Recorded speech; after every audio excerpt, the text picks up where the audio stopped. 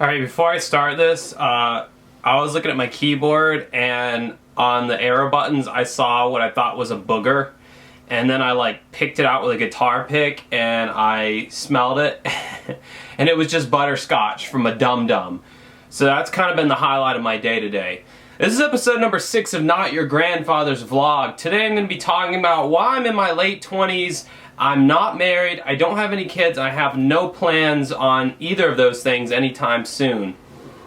You know, whether you want to believe it or not, studies have shown that millennials, people in their teens, 20s, and I think early 30s are considered millennials, are getting married later and later, having kids later and later. I don't really believe that. If you go on your Facebook feed, pretty sure most people on there are blowing up your Facebook with pictures of their kids and saying such and such got engaged to such and such. So I honestly think the balance is the same that it's always been since the 60s, 70s days, etc. I think people are still getting married, they're still having kids, and they're still doing it all at a young age. However, I think the divorce rate is the same too, especially with these young marriages, which I always find entertaining when they're like 19 years old and they get married. It's like, you're a baby! You're still a kid, you don't know anything about life, and you're like taking on this huge responsibility. And then, inevitably, 2 or 3 years later, the marriage fails because they realize that, yeah, I got married way too damn young and I didn't get to experience life at all. So that's why you see all the single moms in the clubs booty dancing, and eventually they tell you, yeah, I have a kid, by the way. And it's like, oh, it gets more interesting. The plot thickens. I don't know, man. I remember talking to my mom when I was little, and I was like, you know, I was still in school, and I was like, so, as an adult, do you basically just, get out of high school and go to work and then die? Because, I was starting to, look at things, and I'm like, this is kind of how it's looking when I get out of high school. And she's like, no, other stuff happens in between then.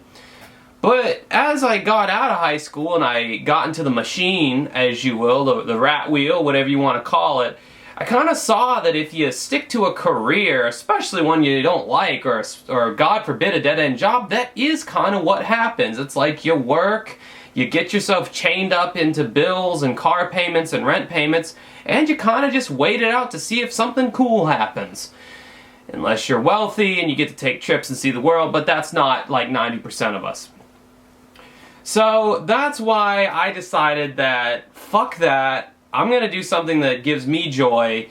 And, well, to beat a dead horse, the whole music thing for me was what was giving me joy back then. Well, I went from doing music as my selfish reason why I'm not getting married and having kids to now it's a YouTube channel. But I just don't think I'm the kind of guy who is really meant for marriage or kids. And that's okay, because despite what your family might tell you, there are people like us out there. It's still kind of a taboo thing, unfortunately, especially for women who are older and they just choose to not get married and not have kids. It's like, well, that's what you're meant for. Why would you not do that? And it's weird. Where did this come from? I don't know, man. It's this whole mob rules mentality of everyone else is doing it, you do it too. There's the security in it. It's part of the social fabric, and to me that's just bullshit. You only have one life to live. You have to make yourself happy. And if underwater basket weaving is what really makes you happy instead of having little Timmy and a husband, then damn it, you weave those baskets underwater. So the YouTube channel is my underwater basket weaving, and music still for sure, but incorporating the music into the YouTube channel is the most productive thing, I guess, that I'm doing. And this is what I'm living for at the moment, and this is all I foresee myself wanting to do anytime soon. I mean, down the road when I'm older, yes, I will eventually get married, possibly have a kid, but that's not really what I'm into, and it makes family gatherings quite awkward. Thanksgivings, Christmases, well, my family doesn't get together for Christmas anymore. Because after my grandma died, our whole, extended family just kind of dissolved and just floated away. Like when you break the bond of an atom and the other atoms are free to just roam around. That's a whole nother story. So anyway, it's, just, like I said, family gatherings when we do have them are awkward.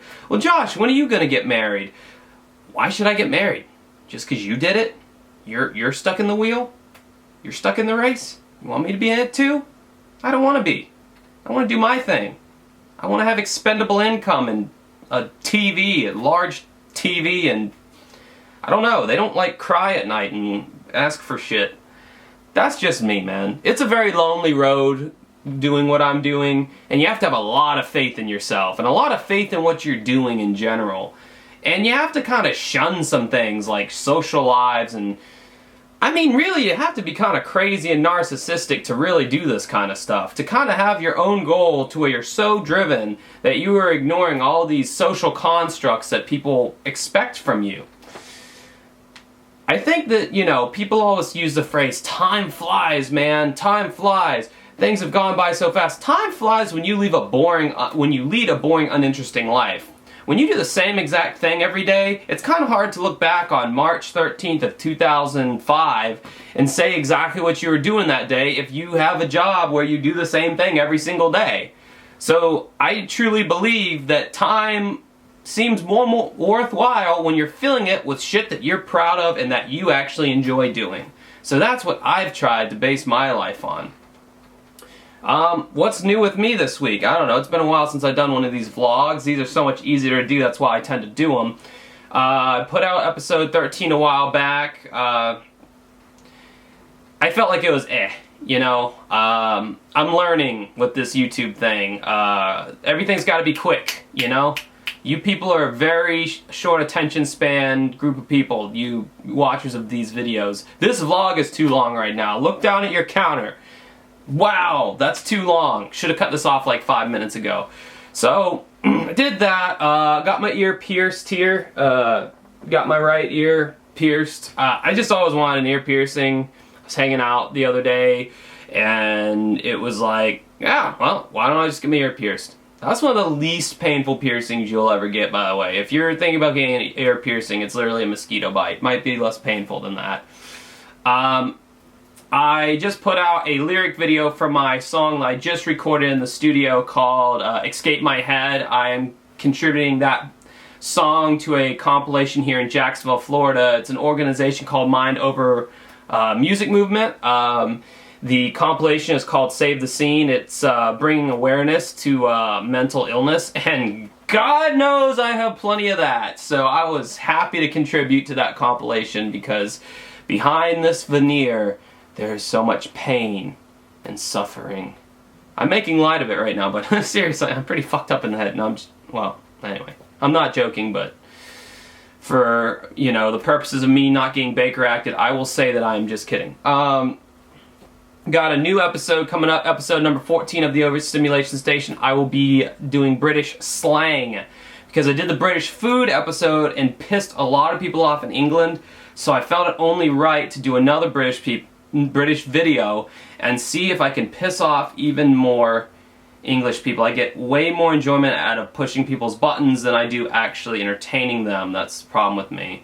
And another problem with me is nobody really understands that 99.9% of the things I say are sarcastic and I don't mean it. With that being said, I hope everybody has a good rest of your week. I will talk to you sometime in the near future. Thank you again for watching and subscribing and commenting. You guys, literally it means the world to me when you do this kind of stuff and interact with my videos. Hope you have a good rest of your week. Good day to you, sir and ma'am and they.